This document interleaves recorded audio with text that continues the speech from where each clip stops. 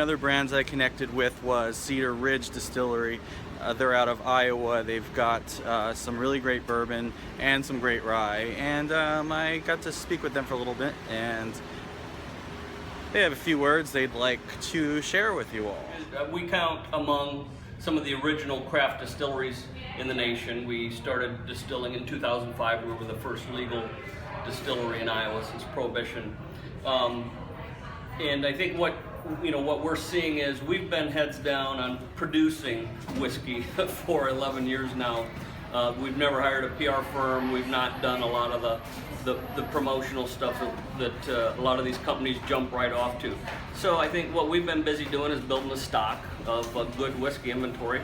A lot of 2 to 3 year old whiskeys now. We have about 1,400 barrels full of whiskey.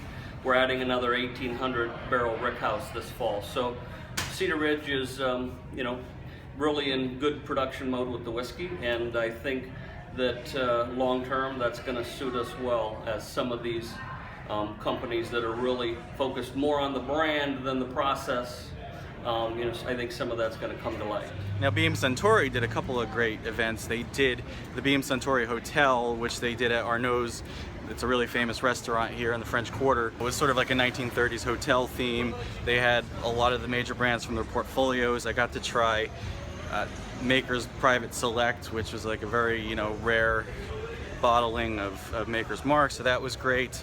And I got to drink some Japanese whiskey highballs from Suntory in the middle of the day, which was great. It's so incredibly refreshing. I don't know why I never really gave highballs a chance.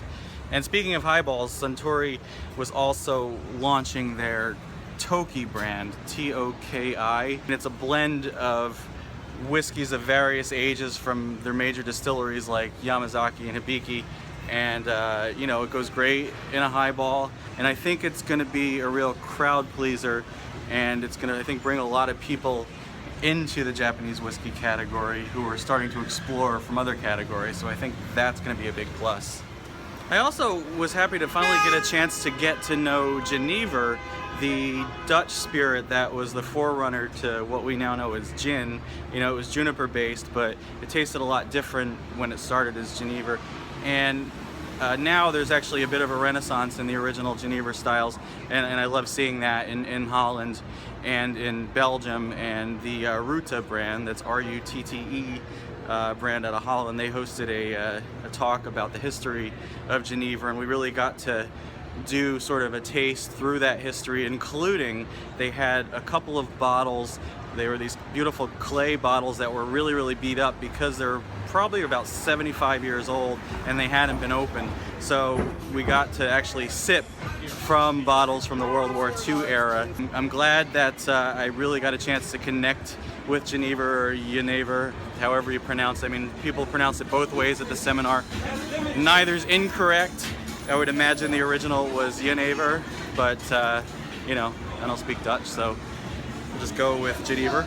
And as always, I invite you to continue the conversation on Twitter at Jeff Cialetti and Drinkable Globe, and on Instagram at Drinking Adventurously, and buy my book, The Year of Drinking Adventurously, at Amazon, Barnes & Noble, IndieBound, and at fine independent bookstores across the country.